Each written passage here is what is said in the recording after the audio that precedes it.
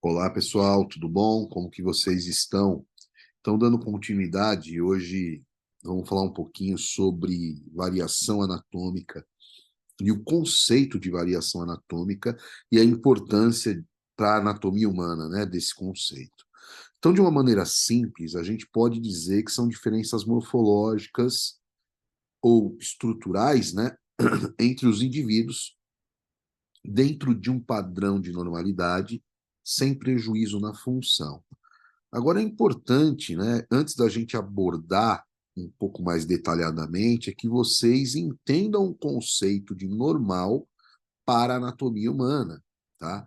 Então, a anatomia humana, ela considera o termo normal em relações ou em situações estruturais e morfológicas que mais se repete, referente à localização, referente ao seu trajeto, referente à sua forma, tá? Então, são alguns exemplos. Então, é importante, porque os livros de anatomia, né, eles trazem as imagens e as respectivas descrições dessas imagens dos padrões mais comuns, dos padrões mais habituais do corpo humano.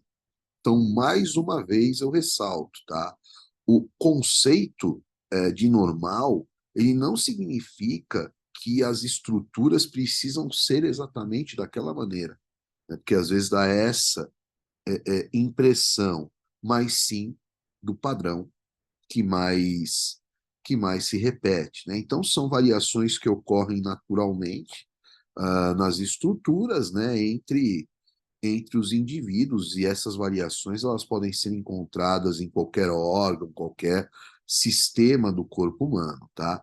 E mais uma vez são consideradas normais e comuns, né? Então algumas pessoas podem ter, por exemplo, um músculo extra no braço ou uma veia adicional no pescoço. Essas variações elas são interessantes, né, no ponto de vista científico, mas geralmente não trazem prejuízo à função ou algum tipo, né, de problema de saúde, tá?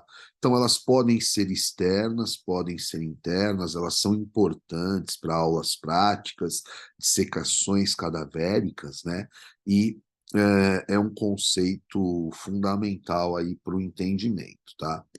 Eu queria aproveitar e também, aqui, por exemplo, antes de dar continuidade, né, uma foto de um estômago, a gente consegue perceber diferenças em relação à forma, né, desse estômago, o estômago A, o estômago B, isso obviamente é um desenho esquemático, e são situações onde você não tem um prejuízo funcional é, é, na na função, por exemplo, do trato gastrointestinal, tá?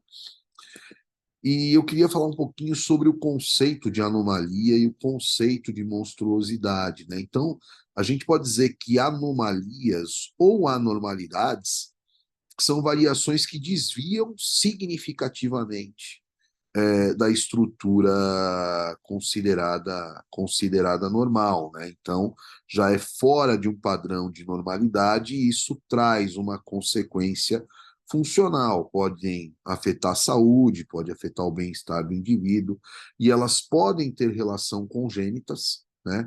Ou seja, presente aí desde o nascimento, ou adquiridas ao longo da vida, né? Então, por exemplo, a fenda palatina, a espina bífida, polidactilia, né, a presença de dedos adicionais, são exemplos aí de condições de anomalias ou anormalidade, foge, né, do padrão de normalidade.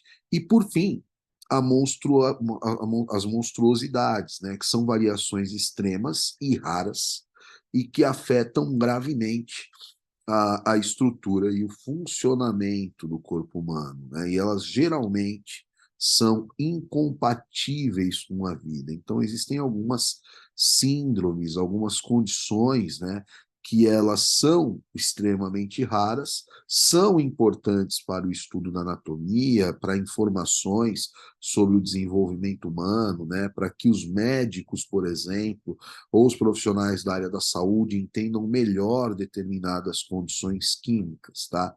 Então, essa compreensão das diferenças entre variação anatômica, anomalia e monstruosidade, ela é fundamental para o estudo da anatomia humana, tá? Elas ajudam a distinguir entre as variações normais, variações patológicas, permitindo, né, que em situações clínicas, abordagens terapêuticas adequadas, né, sejam levadas em considerações, tá?